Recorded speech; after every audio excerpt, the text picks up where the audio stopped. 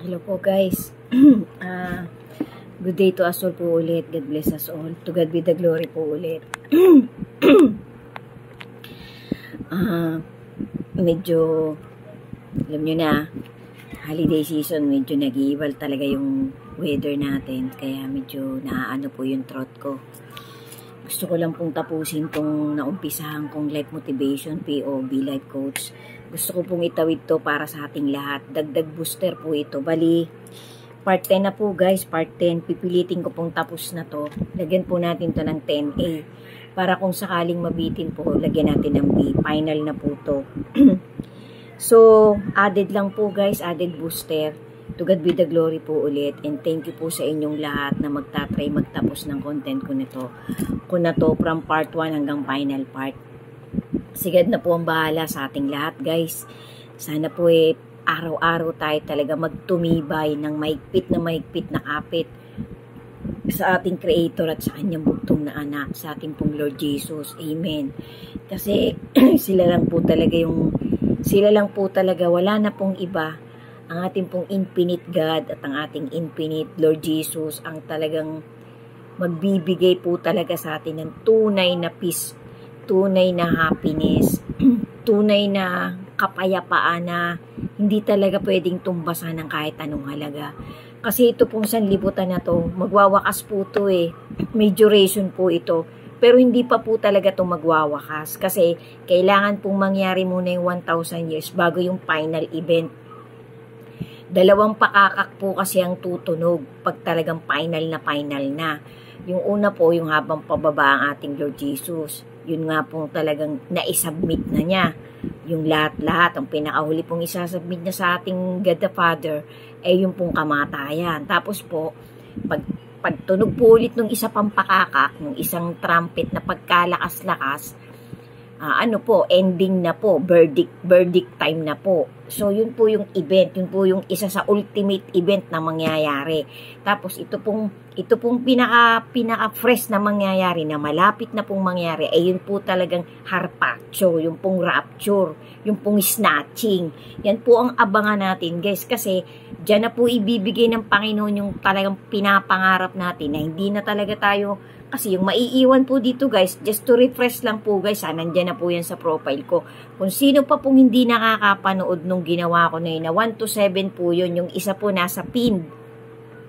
Kalkalin nyo po yung profile ko guys, dagdag booster po yan, para po hindi tayo tsunga-tsunga, para hindi po tayo matataranta pagdating ng mga kakaibang mangyayari. Nakapila na po yan guys, hindi po sa alerto na po talaga tayo dapat. Kasi kahit ngayon po, lahat po ng tao busy sa lahat ng material things Habang paparating din po yung dilubyong baha nung panahon ni Noah, yung nangyayari po ngayon sa generation natin, nangyari na po noon. Nangyari na po yan noon. Ang lahat ng tao nagpapakasal, nagpaparty, nanganganak, nagkakainan, nagsa-celebration. Bigla pong dumating yung baha. Parang ganyan din po yung mangyayari pagpasok po ng bagong era. Kasi kailangan na pong mangyari yung 1,000 years. Ngayon, bago nga po mangyari yung 1,000 years, meron pong event na itinakda na prophecy ang ating Creator. Yun nga pong pag-agaw. Kasi yan pong mga aagawin, chosen people na po yan. Unang-una po dyan, yung nasa loob ng church ng ating Creator. Nasabi ko na po yan sa mga previous content ko guys. Inire-refresh ko lang po ngayon. Kailangan po magpakaaligaga na tayo na italaga na natin talaga yung buhay natin. Kung saan talaga tayo parang isinisigaw ng conscience natin na maglilingkod tayo, nakasama tayo sa isa congregation sa church ng ating Creator. Yan po ay isang napaka-importanting duty ng isang Kristiyano. Kasi sabi nga po, ipinagmamalasakit ng Panginoon ang lahat ng nandun sa kanyang church. Kaya po siya nagpapadala ng mga paalala, ng mga vision, ng event na paparating. Kasi ang kinakausap po ng Panginoon, unang-una sa lahat po, ay yung mga Christian na talagang naglilingkod na sa Kanya. Sabi nga po ng matuwid na mga ngaral at mga pare nitong huling generation natin, may mga taong talagang nasa Diyos na. Ibig sabihin, nasa Diyos ka na, ginagawa mo na, tinutupad mo na talaga lahat ng motivation, lahat ng trajectory papunta sa Word of God, sa kanyang motivation. Ayan po yung tinatawag na tao ng Diyos. Kaya po tayo kumbaga sa tayo po ang kinakausap talaga, yung mga naglilingkod na, yung nabubuhay na para sa Panginoon. Kasi may mga tao pong nabubuhay pa sa ibang bagay-bagay, hindi ka pa talaga nabubuhay sa trajectory papunta sa Panginoon. Dalawa po kasi ang tao guys Isang, sabi nga po, yung isa naglilingkod sa materialism. Sa hulihan ni Taning, sa hulihan ng masama. Yung karamihan pong tao sa huling generation ay nasa likuran na ni Taning. Nasa likuran na po ng wicked. Kaya sabi po ng Panginoon, magpakaingat kayo.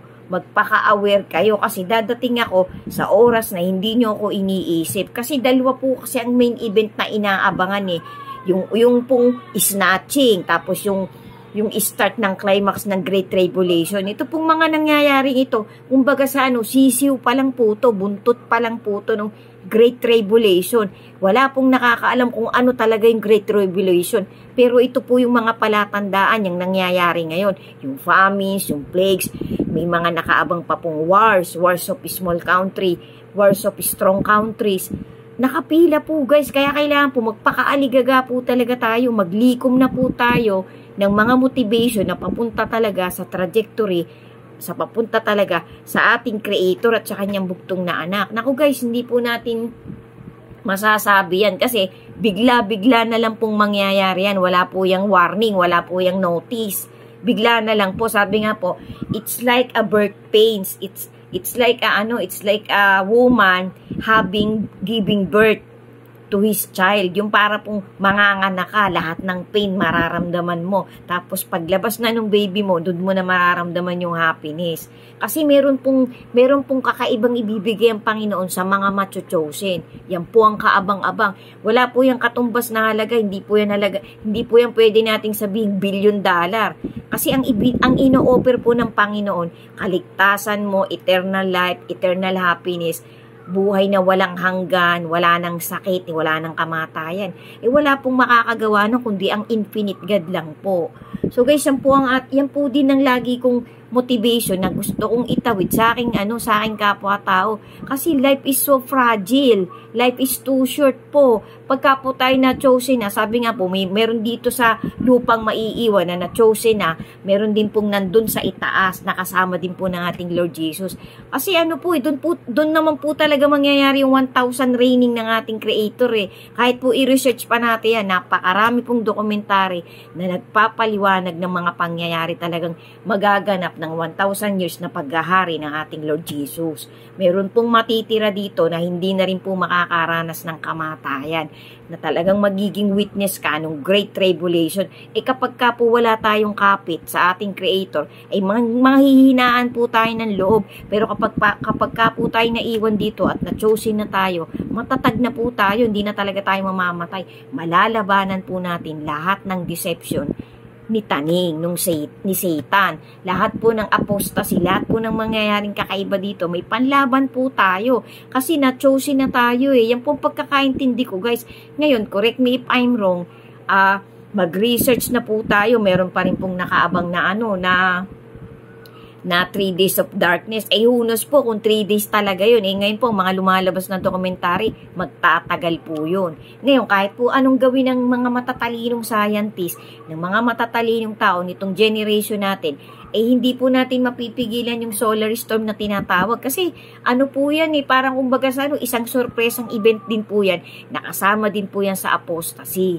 So guys, kailangan po talaga matatag tayo sa faith natin sa ating Panginoon. Kasi napakarami pong hinaharap ng humanity nitong generation natin. Pag hindi po tayo nagkumapit, pag hindi po natin dinagdagan ng pananampalataya natin at tiwala natin sa nag-iisang infinite God at sa kanyang buktong na anak, walan po ng bawat saysayang pinapakita nating faith sa ating Creator. Kasi kailangan po, ang hinihingi po sa atin ng ating Panginoon yung pagtiwalaan natin siya, yung saan na talaga tayo kumapit. Sundan nyo pa po guys, maigsi na lang po to, napaka-vital po nito guys, napaka-vital, iisa-isahin ko po. Maraming salamat po talaga sa pagtatapos nyo ng bawat content ko na to. To God be the glory po. Thank you po for watching and God bless us all po. Amen.